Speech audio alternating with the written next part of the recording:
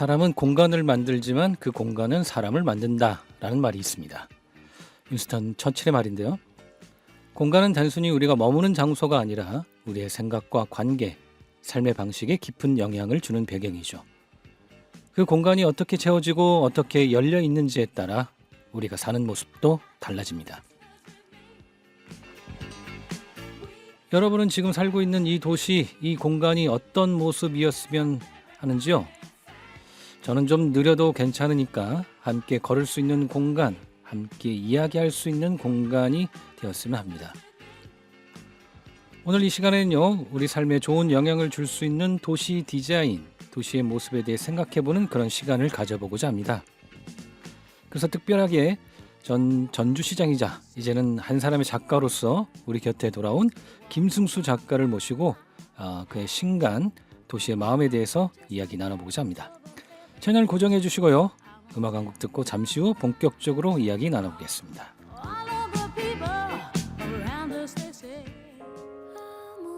융진 걷는 마음.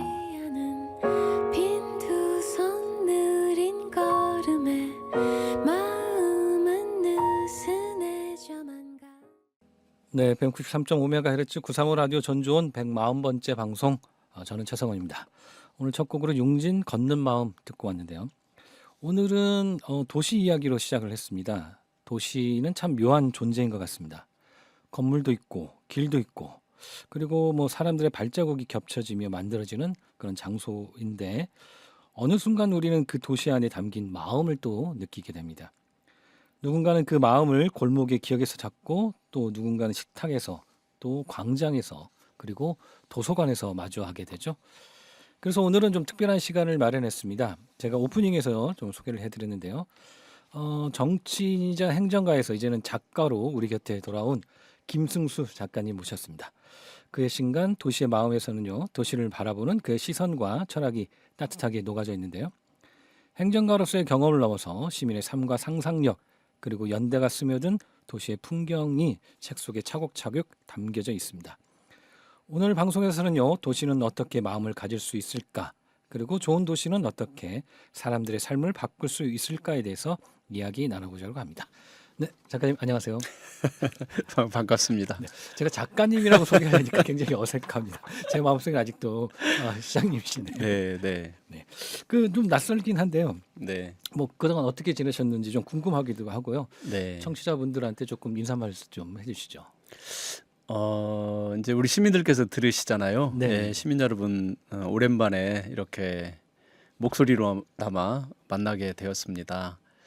요즘에 뭐 정치적으로도 경제적으로 정말 가장 어려운 질곡을 우리가 헤쳐나가고 있는데 어쨌든 우리 전주가 또 대한민국이 시민들의 삶 또 국민들의 삶을 위로하는 또 따뜻한 도시, 따뜻한 나라가 되었으면 좋겠고 무엇보다도 좀 정상화됐으면 좋겠다. 네네. 이미 정상화되고 있다는 걸 많이 느끼는데요.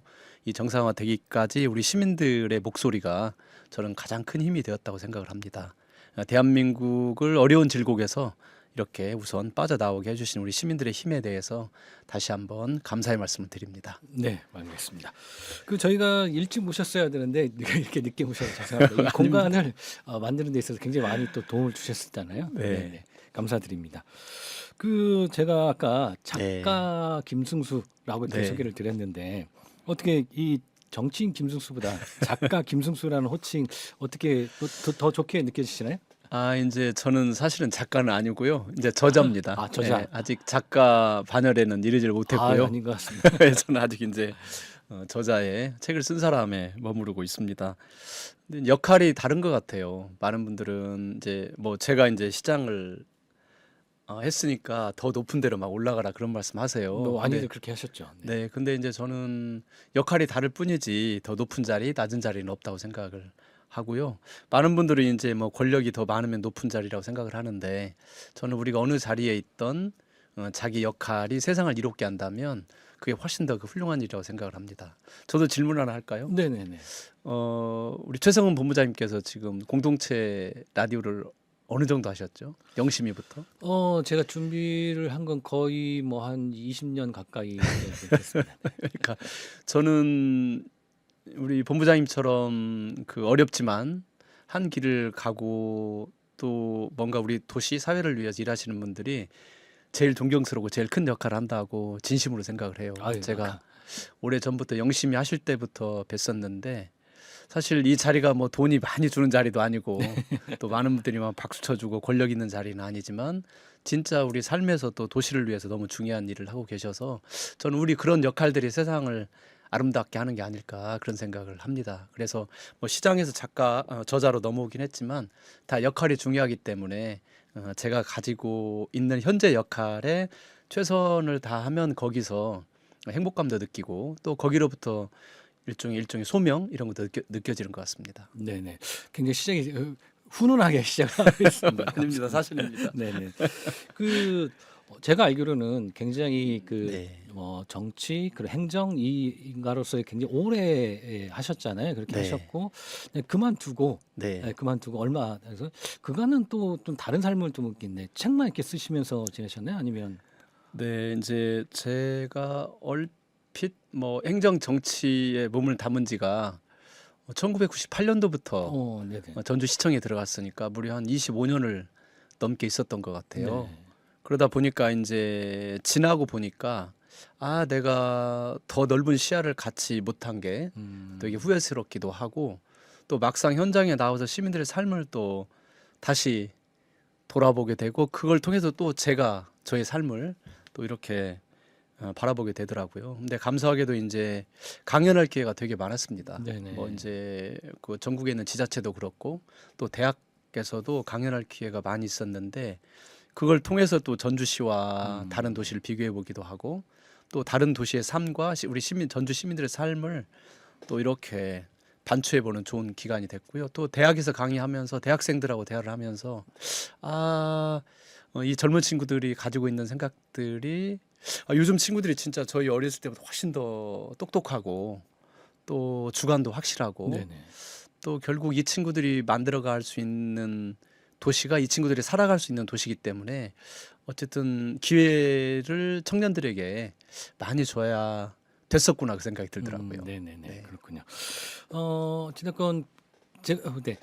행정가로서의 삶과 지금의 삶 어느 쪽이 더 만족스러우신가요?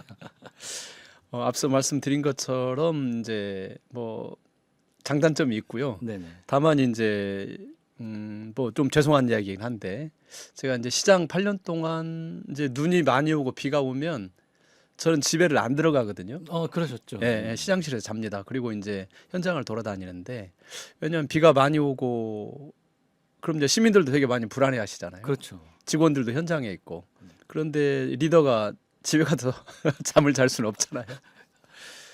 그런데 이제 시장을 그만두고 2022년도 겨울에 눈이 왔는데 네네. 그때 처음 알았어요. 눈이 진짜 아름다운 거구나. 아, 눈이 이렇게 아름다울 수 있구나. 처음 느꼈죠. 그래서 네네. 이제 뭐 그런 소소한 또 행복감은 느끼지만 여전히 피는 또 이렇게 또 행정도 있고 정치도 있었기 때문에 늘 이렇게 다니다 보면 시민들의 삶에 대해서 생각을 네. 많이 하게 되죠. 네. 그래서 마냥 이제 정치를 안 하고 행정에서 빠져나왔다고 해서 마음이 편하거나 그러진 않습니다. 어쩌면 약간 좀 떨어져서 보는 거가 좀 더 객관적으로 보고 또 다른 관점으로도 볼 수 있는 또 기회이기였을 것 같습니다. 예, 앞서 말씀드린 것처럼 이제 도시도 다시 새롭게 보이고 네네. 저 자신도 새롭게 보이고 또 이제 뭐 아주 작은 일이긴 하지만 이건 귀하게 참 시작을 잘한 것 같다 이런 일도 있고 또 그때 내가 생각한 게 좀 부족했구나. 우리 시민들 의견을 더 들었어야 되는 거구나. 그런 생각도 들죠. 네네, 알겠습니다. 오늘 뭐 저희가 이제, 모신 가장 큰 이유 중에 하나는 뭐 네. 제가 지금 보는데 책을 이번에 내셨어요. 네. 도시의 마음이라는 그런 책입니다. 이게 책이 어떤 책이고 또 어떤 계기로 책을 내셨는지 좀 궁금합니다. 네. 이제 제가 이제 요즘 일상에서 주로 책을 많이 하루에 뭐 한 7시간, 8시간 책을 읽을 때도 있고 네네. 또 이제 일정 부분 또 가정주부가 돼서 설거지와 청소를 또 세탁도 할 때도 있고 그러면서 이렇게 이제 뭐 시장 시절에 내가 했던 일들을 무슨 출판 기념회를 위한 책을 내고자 했던 건 아니고 저는 25년 동안 도시에 대한 관심이 정말로 많았거든요. 네네. 국내 도시들도 많이 다녀보고 또 해외 도시들도 다니면서 분명히 같은 정책인데 왜 도시는 그 정책의 결과가 또 성과가 다르게 나타날까? 같은 아이들을 위한 놀이터인데 또 같은 도서관인데 같은 사회복지관인데 같은 체육관인데 왜 우리 도시의 현상과 또 다른 도시의 시민들의 삶은 왜 차이가 날까? 이 고민을 되게 많이 했었어요. 뭐 25년 동안. 네네. 그래서 그 차이를 발견을 했어요, 제가. 음. 아, 이것 때문에 이 정책의 차이가 나고 결국 이 정책의 차이가 시민들의 삶의 차이를 내는구나. 그리고 삶의 차이가 잠깐이면 모르지만 길다면 그게 우리 인생 전체의 차이를 만들어내죠. 그래서 도시 정책은 정말로 중요하고 시청에서 공무원들이 하는 정책이 아니라 네. 시민들의 삶을 좌우하는 어찌 보면 우리 삶에 있어서 가장 중요한 일 중에 하나구나. 그런 걸 많이 느끼게 됐고 그 생각들을 이제 책에 좀 제가 풀어낸 겁니다. 네네네네. 그렇군요. 저는 이 책을 읽으면서 시장으로서 또 한 8년 동안 하시면서 다양한 그런 행정을 또 하셨었잖아요. 네. 그렇게 하면서 느꼈던 이런 것들을 왜 그랬을까라는 생각들을 저희가 얼핏 알고는 있었지만 그런 걸 네. 잘 몰랐던 것들이 이 책을 읽으면서 아마 좀 그런 것들 좀 정리하셨고 또 그런 것들을 알리고자 하는 마음도 좀 있지 않았을까라는 네. 생각도 좀 들더라고요. 네, 맞습니다.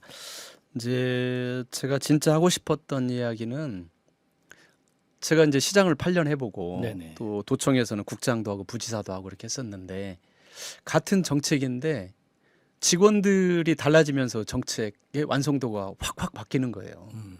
분명히 같은 예산이고 같은 부서고 또 같은 정책인데 또 같은 정책이고 같은 예산인데 단체장이 바뀌면서 시장이 바뀌면서 이게 또 완전히 달라지고 그러면서 어떤 정책들은 잘 살아가는 정책도 있지만 어떤 정책은 이제 살아가지 못하고 바로 소멸돼 버리는 그런 정책들이 있죠. 그래서 이게 왜 그럴까 생각을 해봤어요. 근데 이건 기록에서 찾을 수가 없더라고요.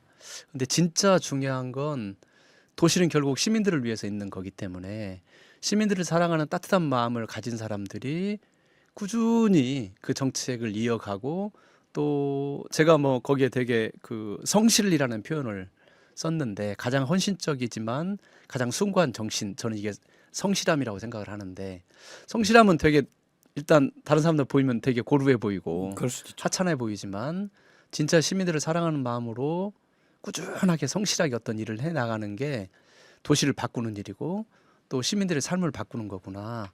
아주 평범하지만 그게 저는 가장 중요한 진리라는 생각이 들었어요. 그래서 그런데 이제 어떤 성실함이냐 또 어떤 마음을 그러니까 마음이라는 게 대체 뭐냐? 마음은 따뜻한 마음은 중요한데 이게 어떻게 드러나는 거냐? 이게 이제 관점과 안목으로 드러난다는 생각이 들었어요. 그러니까 전임제가 어떤 일을 했던 다른 도시에서 어떤 일을 했던 예산이 얼마가 들어가고 어떤 과정이 있었고 몇 명이 참여하고 이런 것들은 수없이 다 그건 너무 흔한 일이에요. 그건 아무나 다 찾을 수 있는 일이에요.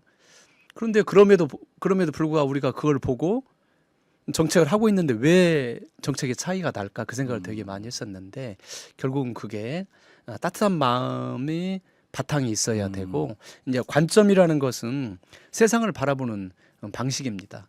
오늘 여기 공동체 라디오가 있는데 이 공동체 라디오는 왜 필요할까 시민들에게 이 왜라는 질문을 놓치게 되면 우리는 늘 나체해지고 다른 쉬운 길로만 가게 되죠.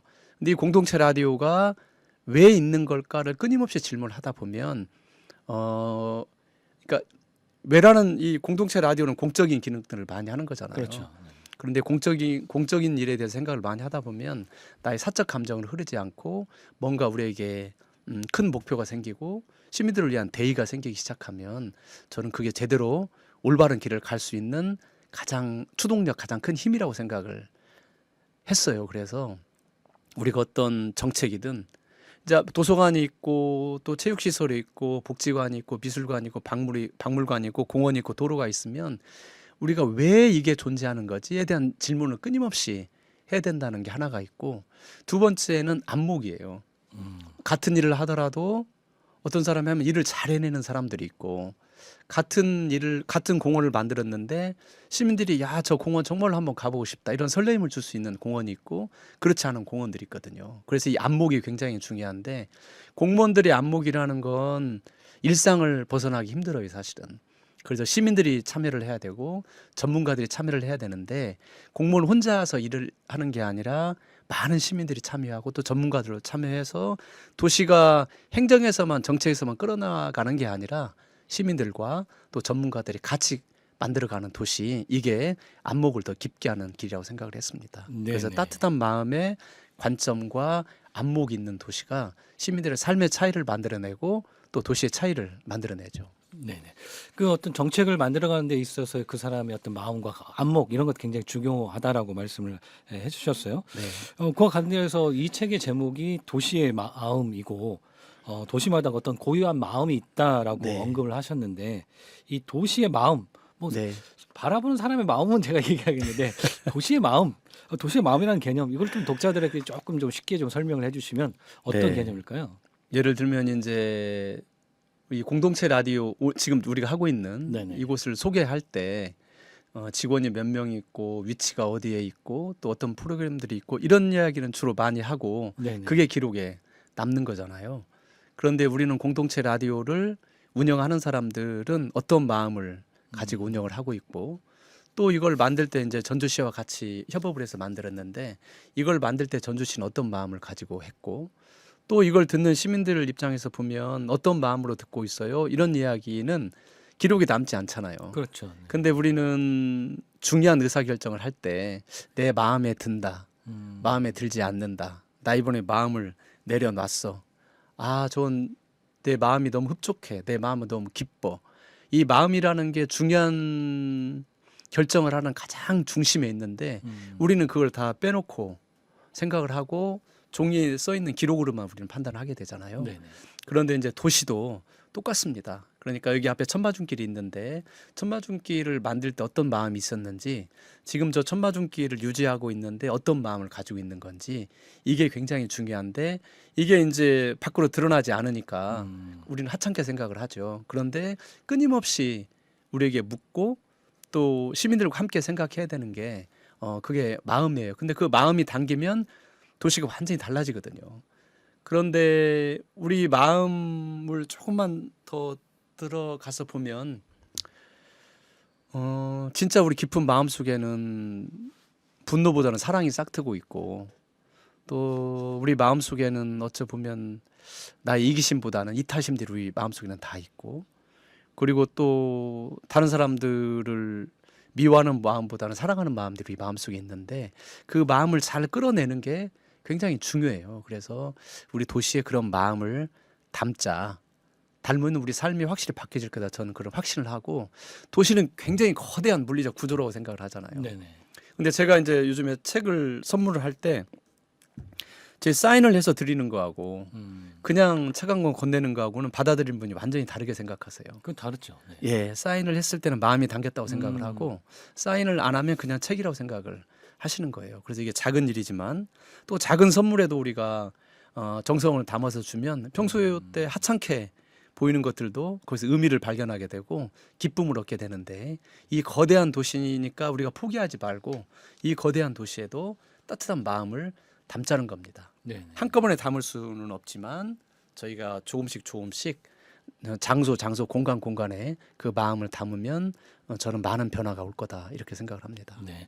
그 도시를 만들어가는 사람들의 마음이 거기 담겨져 있어서 거기에 대한 뭐 시설이나 공간이나 이런 것들이 네. 또 만들어지기도 하고요. 어떻게 보면 도시가 담고 있는 그런 마음이기도 하고 또 도시를 바라보는 마음도 또 그런 것 같아요. 맞습니다. 근데 이제 제가 굉장히 중점을 뒀던 건 뭐냐면 우리 도시가 전체로 보면 일단 건물들로 보면 네네. 이제 아파트 주거 건물들이 가장 많죠 사실은. 그리고 이제 상업 시설들이 있죠. 뭐 카페도 있고 옷집도 있고 쇼핑몰도 있고 상업 시설들이 있고 나머지 이제 관공서가 있죠. 시청, 도청, 경찰청 이런 관공서가 있고 그리고 그걸 빼고 나면 이제 도시의 공공 장소들이 나와요. 그러니까 장소들이 나오죠. 공원이라든지 미술관이라든지 도서관이라든지 이런 데가 나오는데 이제 시민들의 삶이 집안에서 이루어지는 삶은 도시가 관여할 수 없고 네네. 또 이제 공공기관에서 이루어지는 그런 이 일의 세계를 우리 도시가 관여할 수 없고 그리고 상업시설에서 이루어지는 일들을 우리 도시가 관여할 수 없잖아. 이래라 저래라. 근데 이제 유일하게 공공장소에서만큼은 우리 시에서 시민들의 삶에 관여를 하는 거죠. 이제 저도 카페도 자주 가고 뭐 옷집도 가는데 어쩔 때는 옷집을 가서 옷을 안 사고 나올 때가 몇 번 있거든요. 마음에 들지 않아서. 그럼 진짜 마음이 미안해요. 그 옷집 주인에게. 네네. 그리고 옷집 주인 그 주인 선생님께서도 너무 힘든데 와서 좀 사주지. 두세 번 왔다가 안 사고 가면 뭐 밉진 않겠지만 서운하죠. 아무래도 섭섭하겠죠. 그런데 공공장소는 내가 와서 무엇을 사든 사지 않든 또 비싼 옷집 가면은 먼저 이렇게 훑어보잖아요. 아, 이 사람이 진짜 살 사람이가 아닌가. 저희 아이가 어렸을 때 차가 좋아해가지고 차를 좋아해서 저희가 감당할 수 없는 막 외제차 이런 데 전시장도 많이 갔었거든요. 그럼 눈치가 보여요, 되게. 딱 들어올 때부터 들어올 이제, 때 아, 저 사람 살 것 같지 않은데 그냥 그 아이 때문에 팜플렛 얻으러 왔고 이런 눈빛이 보여지죠. 그러면서 그분이 저를 이렇게 바라보는 거는 아, 이 사람이 진짜 살 수 있는 돈이 있나? 또 먼저 보는 게 제가 타고 온 차를 보세요. 아, 이 사람은 우리 차 살 수준이 아닌데. 그런데 공공장소는 그걸 따지지 않죠. 우리가 좋은 아파트에 사는지 아니면 작은 아파트에 사는지 또 저희가 비싼 차를 타고 왔는지 비싸지 않는 차를 타고 왔는지 어느 대학교 나온 졸업장이 있는지 아무도 묻지 않죠. 이런 걸. 공공장소에서만 유일하게 우리는 조건 없는 환대를 받을 수 있죠. 그래서 공공장소는 도시에서 가장 중요한 삶의 공간 중에 하나입니다. 그런데 만약에 공공장소에서조차 시민들에게 어떤 조건을 제시하고 시민들을 차별적 시선이나 차별적 마음으로 바라본다면 우리 시민들이 갈 데가 한 곳도 없잖아요. 그래서 공공장소는 진짜 우리 시민들이 마음을 둘 곳, 그리고 편하게 환대받을 수 있는 곳, 유일한 곳이죠. 그래서 제가 고민하고 또 많이 바라봤던 거는 바로 공공장소입니다. 그 중에 하나가 이제 책에 나왔던 도서관 뭐 이런 경우죠. 네네, 그렇군요. 그런 공공장소들이 조금 더 시민들의 어떤 삶에 밀접하게 영향을 미치고 또 그런 좋은 마음들이 많이 담겼으면 하는데요. 이 책은 제가 보니까 그 질문으로 시작을 합니다. 첫 부분에 도시 의미에 대해서 질문을 하는데요. 네. 저도 이 책을 보면서 나한테 전주라는 도시, 이 도시는 어떤 의미일까라는 생각을 해봤는데 대부분 다 그냥 사는 곳, 자는 곳 뭐 이렇게 생각을 가졌던 것 같습니다. 네. 거꾸로 제가 질문해 보면 네. 그 작가님한테의 도시는 어떤 의미인지 좀 궁금합니다. 도시는 삶을 담는 그릇하고 같습니다. 아, 무슨 이야기냐면 네네. 이 그릇을 어떻게 만드느냐에 따라서 시민들의 삶이 확확 바뀌어요. 그러니까 상업시설은 선택할 수 있는 권리들이 시민들이 선택할 수 있어요. 메뉴도 그렇고 가격도 그렇고 장소도 그렇고 다양하게 선택할 수가 있는데 도시는 아주 나쁘게 이야기하면 굉장히 독재적이에요. 그러니까 제 친구가 있는데 모악산 등산을 아주 많이 한 친구가 있는데 이 친구는 모악산 등산을 너무 많이 해서 모악산을 너무 자기가 모악산에서 다 안 돼요. 그런데 사실 이 친구가 아는 건 모악산을 360도로 올라가 본 적은 없고 오직 등산로를 통해서만 올라간 게 전부죠, 사실은. 네. 누군가 등산로를 냈기 때문에. 다른 방향의 등산로가 났으면 시민들은 그쪽으로 가셨을 거예요. 도시도 마찬가지입니다. 한 도로를 벗어나서 다른 데 차를 움직일 수가 없고 시에서 만들어낸 인도를 벗어나서 다른 길을 갈 수가 없고 그래서 이 도시의 물리적 구조는 앞서 말씀드리면 좀 심각하게 이야기하면 굉장히 독재적이어서 시민들의 선택에 기회를 주지를 않아요. 그래서 너무 중요한 일이에요, 사실은. 그래서 도시가 그렇게 많은 걸 결정을 해버리잖아요. 그런데 이제 안타까운 건 이 공직사회의 한계라는 게 적당한 수준에서 대부분 멈춰요. 그러니까 공직사회는 뭐 여러 가지 예산 구조상 그럴 수밖에 없는 것도 꽤 많이 있습니다. 근데 말씀드린 것처럼 적당히 실패하지 않는, 그렇지만 큰 박수를 받을 수 없는, 또 비난받지 않는 적당한 수준에서 머무르거든요, 사실은. 안정적인 거죠. 그렇죠, 안정적인 거죠. 그러면 욕은 안 먹지만 네네. 제가 책에도 이렇게 적당한 게 이게 철저한 실패보다 훨씬 더 위험하다고 이야기를 했는데 진짜 잘못되면 때려 부시고 새롭게 하면 되는데 네. 적당히 해놓으면 때려 부실 수도 없고 그냥 거기에 멈춰 서는 거거든요. 그러면 우리 시민들의 삶도 거기서 멈춰요.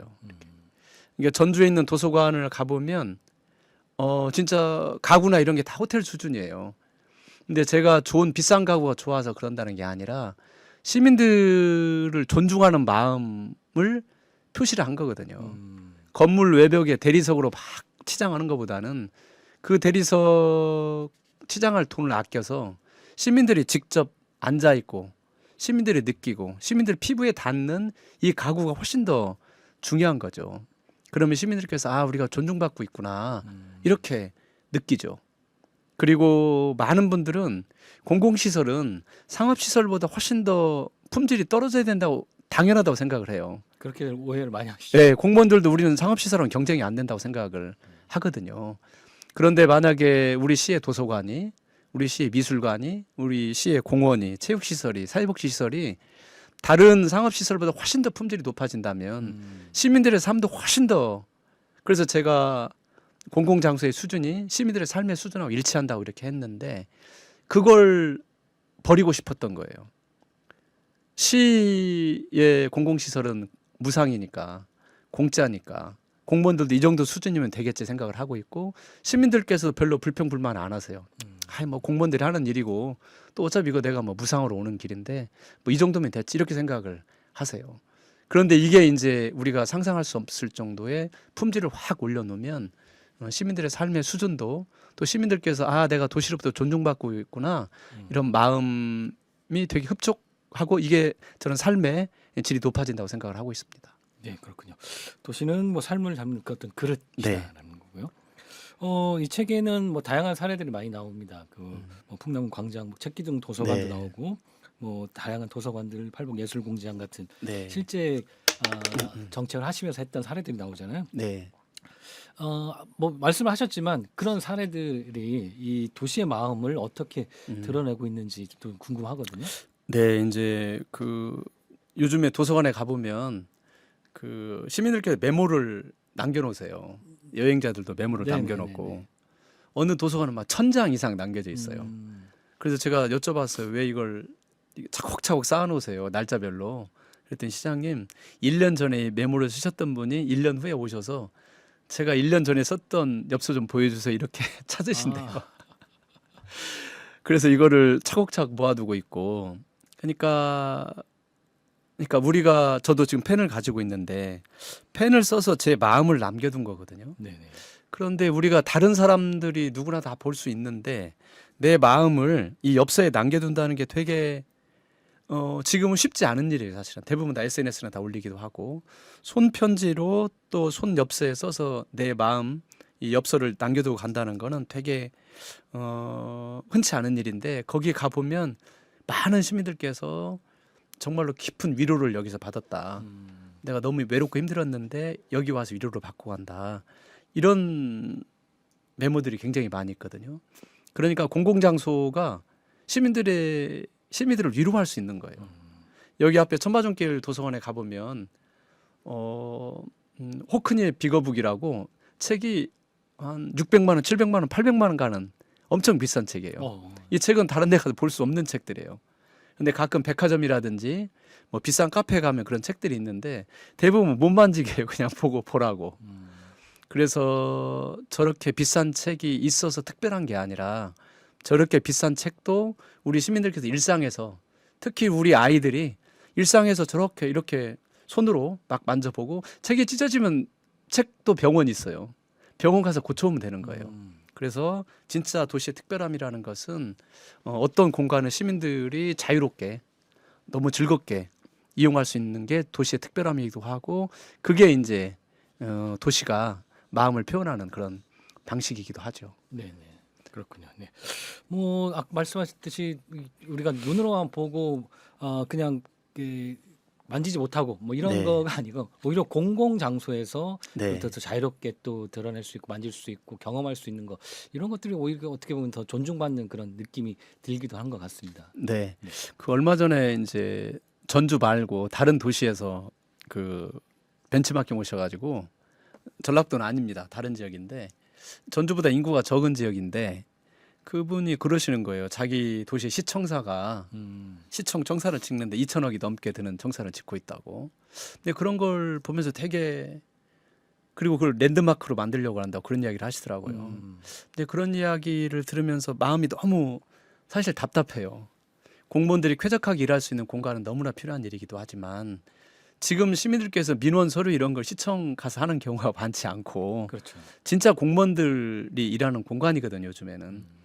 그런데 그 공간을 도시의 랜드마크로 만든다는 게 오죽 랜드마크 만들 게 없어서 공무원들 일하는 청사를 랜드마크로 만들겠다는 게 되게 슬픈 이야기이기도 하고, 그리고 앞서 그건 전제는 그렇습니다. 공무원들이 시민들을 위해서 쾌적하게 일할 수 있는 공간은 굉장히 필요한데 차라리 그런데 돈을 쓰는 것보다는 거기에서 많은 돈을 아껴서 공원이라든지 도서관이라든지 미술관이라든지 복지관, 체육관 이쪽에 이제 투자를 해주는 게 저는 시민들의 삶의 질을 위해서 굉장히 중요하다고 생각을 합니다. 네네, 알겠습니다.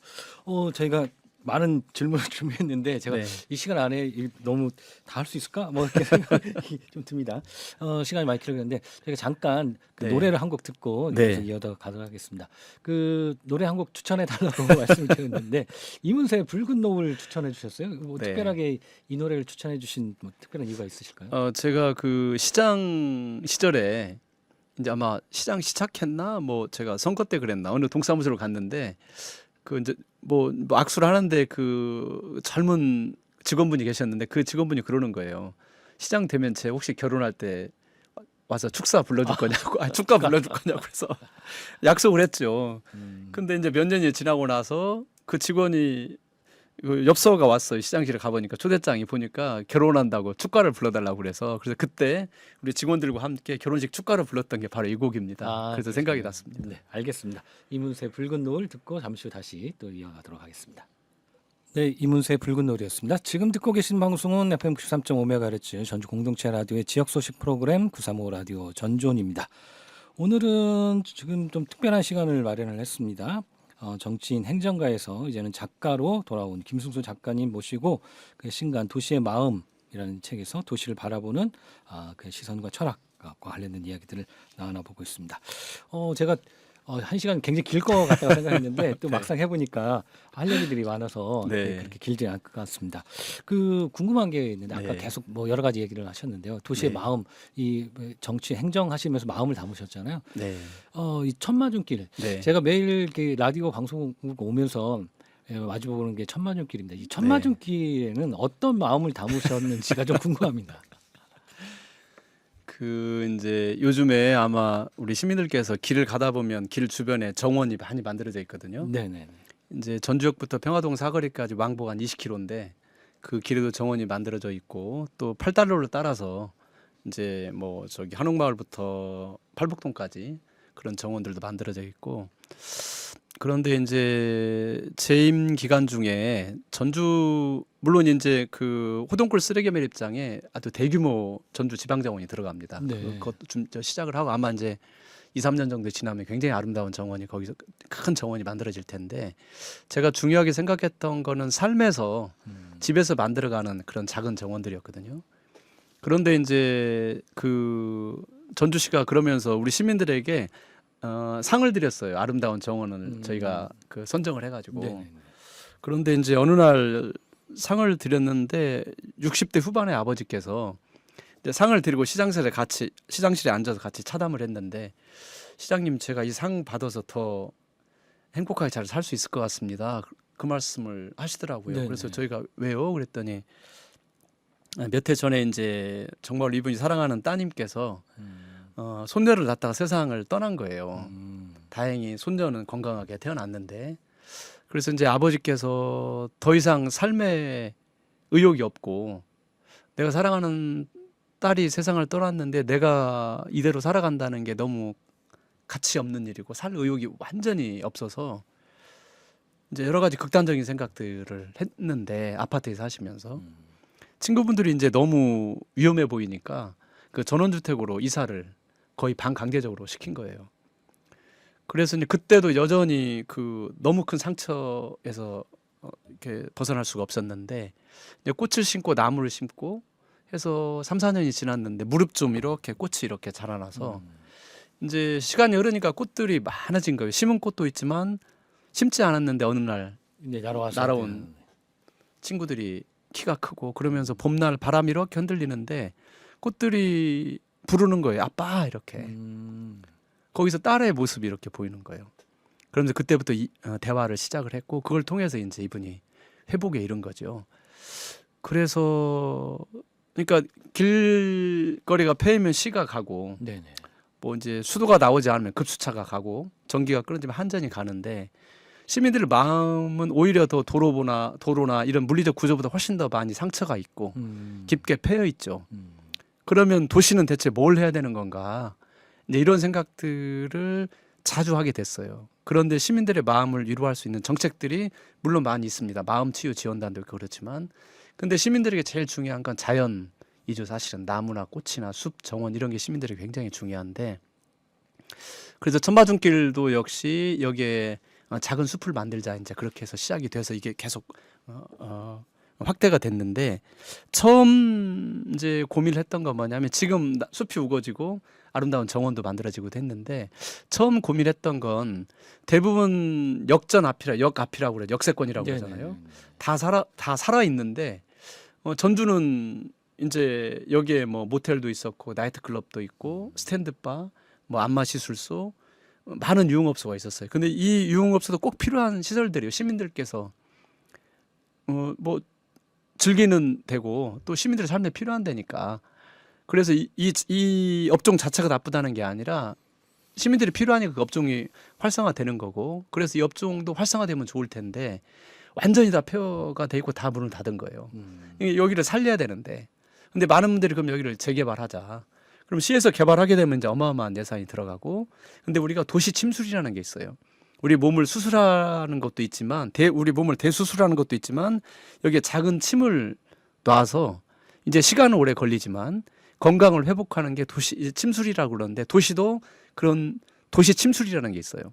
그래서 여기 천마중길 전주역부터 앞 한 1km 정도까지를 대규모 개발을 하지 않고 여기 숲을 또 자연을 끌어들여서 풍경을 끌어들여서 이걸 건강하게 만들어 보자 해서 했던 게 이제 이 천마중길이고요. 근데 많은 분들께서 불편하다고 제가 엄청난 비난을 받았고 두 번째 선거 때는 이 길 때문에 떨어질 뻔했어요. 너무 많이 먹고 그래서 근데 제가 이제 차를 타고 수십 번 여기를 돌아다녔고 물론 직선보다는 불편합니다. 네네. 그렇지만 우리가 약간의 불편함을 통해서 이 지역을 살려낼 수 있다면 저는 충분한 가치가 있다고 생각을 하고 지금 살아나고 있어요. 나이트클럽이 있던 자리는 호텔이 들어섰고 이제 주상복합 시설도 들어섰고 병원이 떠난 자리에는 대학이 들어왔고 이런 일종의 이런 시나 국가에서 지원하는 사업들도 여기서 벌어지기 시작을 했고 이 주변에 있는 많은 가게들이 리모델링 하고 있는데 시에서 지원하거나 그런 게 아니라 스스로 이렇게 변해가는 거거든요. 건강을 찾아가는 거거든. 사람들도 이제 몰리기도 시작하고 아직 이게 완성에 이르렀다고 생각하지는 않습니다. 근데 그런 과정들 우리가 밟아가서 이 천마중길을 통해서 우리가 이 지역이 점점 건강을 되찾고 있다는 말씀을 첫 번째로 드리고 싶었고요. 두 번째는 전주역을 통해서 1년에 뭐 400만 명, 500만 명씩 전주를 들어옵니다. 근데 도시의 첫인상은 굉장히 중요한 요소 중에 하나예요. 도시를 평가하는 또 도시를 바라보는. 그런데 이제 그렇게 수백만 명이 전주를 찾아오는데 처음 바라보는 전주의 첫 인상은 뻥 뚫린 도로와 자동차 양쪽에 폐허된 유흥업소 이게 전주를 상징하는 첫 번째 첫 인상이었는데 지금 이곳이 이제 천마중길 숲으로 바뀌면서 도시의 첫 인상이 완전히 바뀌었죠. 그래서 직선으로 보면 양쪽에 있는 나무가 한 그루밖에 안 보이는데 곡선을 만들어 두면 숲처럼 이렇게 보이죠, 이렇게.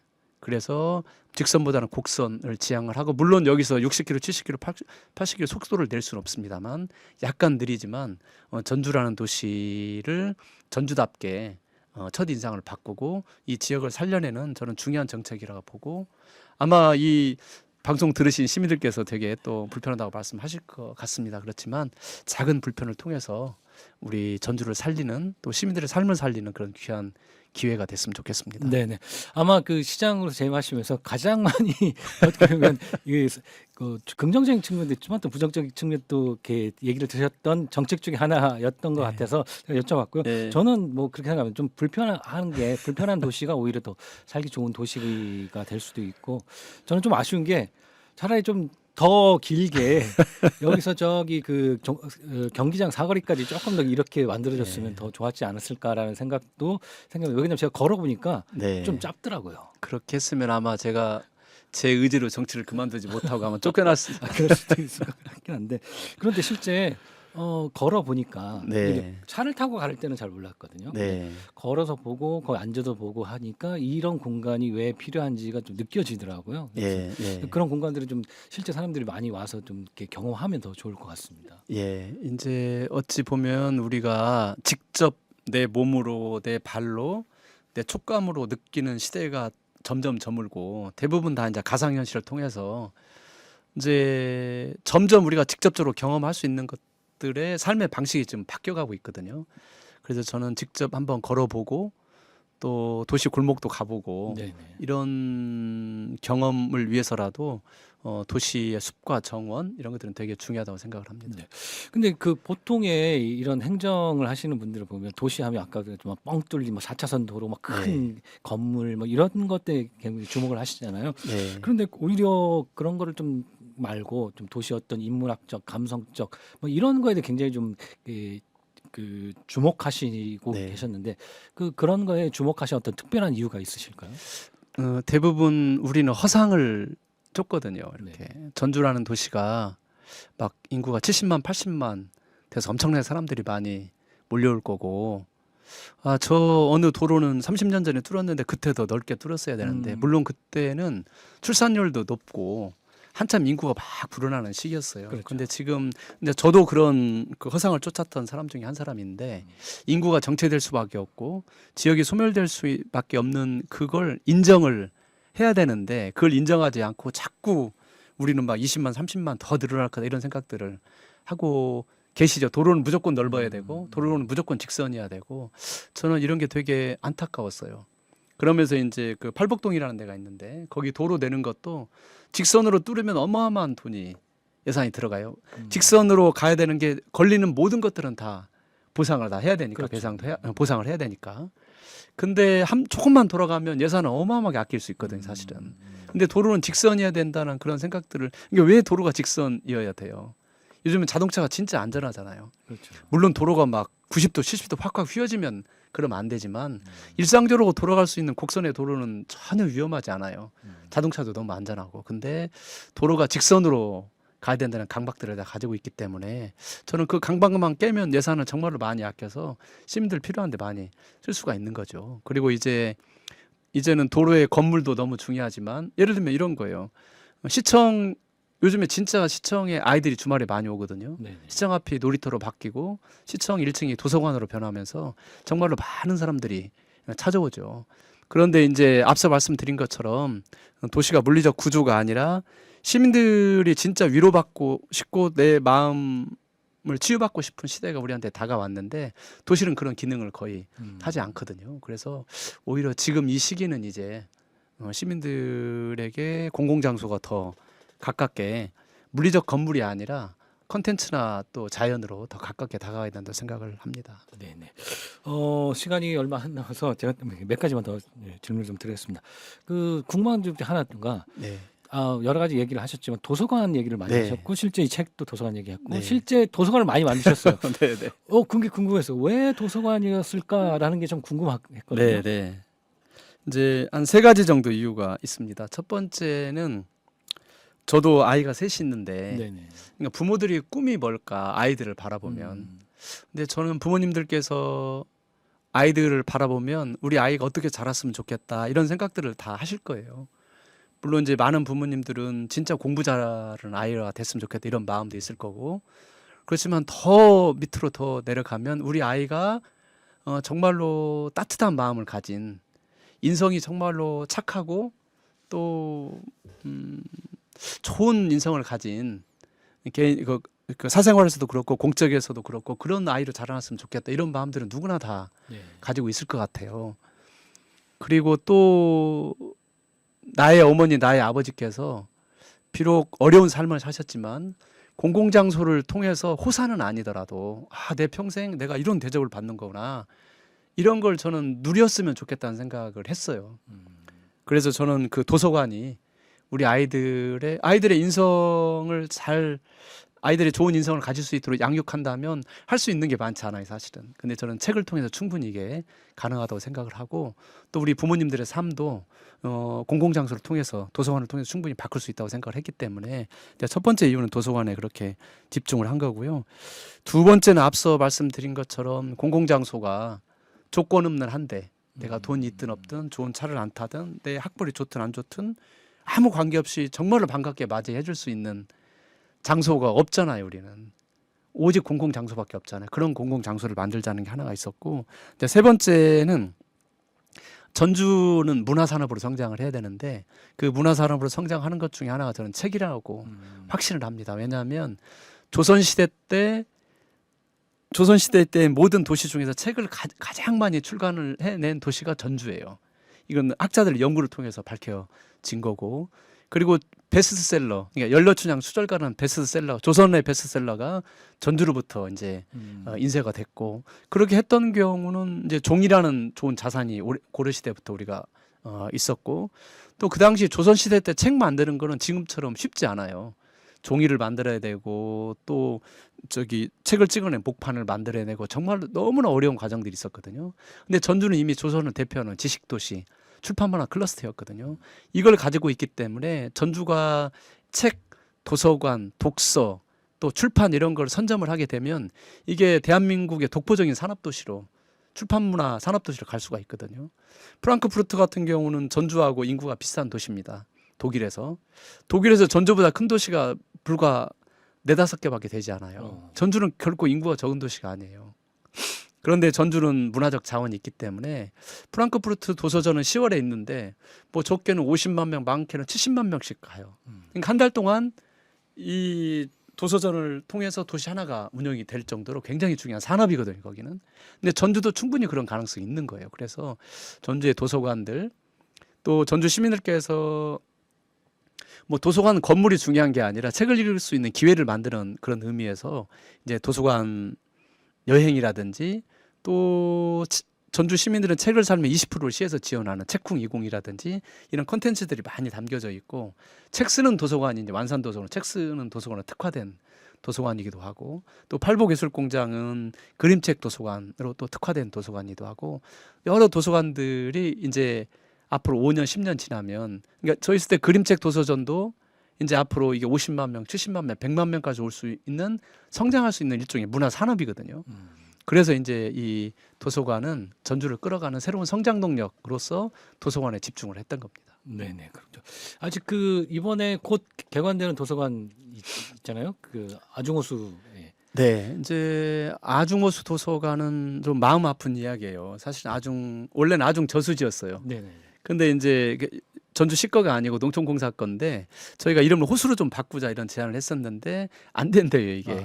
뭐 아마 여러 가지 쓰임 때문에 있겠죠. 있을 네. 거예요. 그래서 저희가 그냥 호수로 부르겠다 하고 이제 아중 호반도시 선언을 했고, 그러면서 이제 사실은 아중 호수에서 여러 가지 자살도 있었고, 또 익사 사고도 있었고, 되게 굉장히 마음 아픈 장소입니다. 그래서 이걸 좀 밝게 바꿔보자 해서 이제 도서관을 기획을 하고, 근데 이 도서관이 길이가 100m가 넘는 우리나라 최장 도서관입니다. 네. 그리고 아중호수가 굉장히 이제 데크도 거의 다 완성이 됐고 굉장히 아름답기 때문에 이 아중호수를 뭐 다른 유흥시설보다는, 유락시설보다는 도서관을 통해서 시민들의 삶을 한번 바꾸고, 도서관이기도 하지만 시민들이 쉴 수 있는 장소고, 그 아름다운 경치를 감상할 수 있는 굉장히 좋은 최적의 장소가 될 거라고 생각해서 이제 아중도서관을 시작을 했고, 그게 이제 아마 다음 달이면 결실을 맺는 것 같습니다. 그래서 책을 좋아하시는 분들, 또 우리 시민들, 도서관에 관심 있는 분들은 아마 전국에서 찾아오는 전주를 대표하는 또 명소가 될 것 같습니다. 네, 제가 지난번에 가서 봤는데 공사하는데, 네네.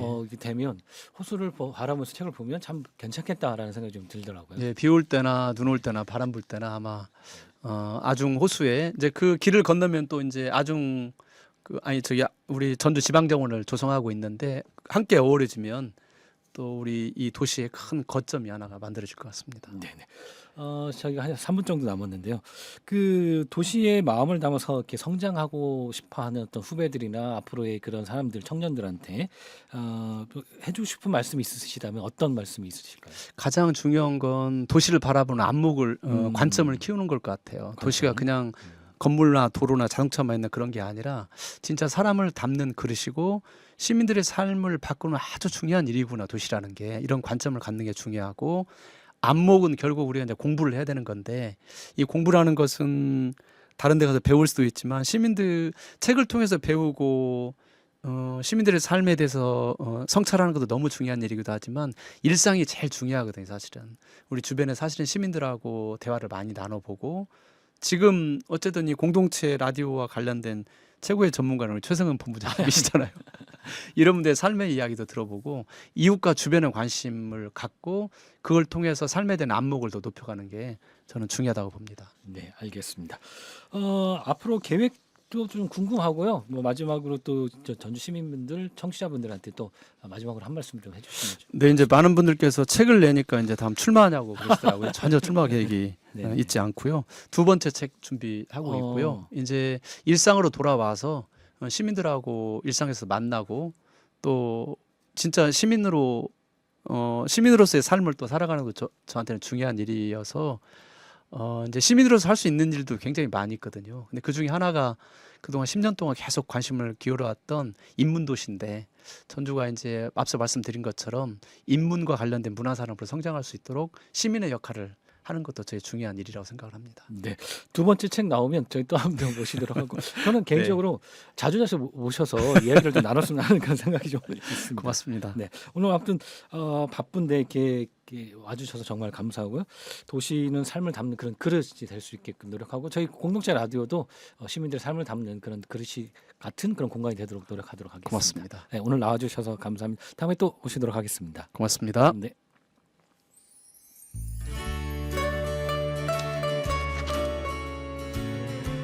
네, 오늘 김윤수 작가 이야기 들으면서 우리가 살고 있는 이 도시 전주의 얼굴과 마음에 대해서 다시 생각해 보게 되었습니다.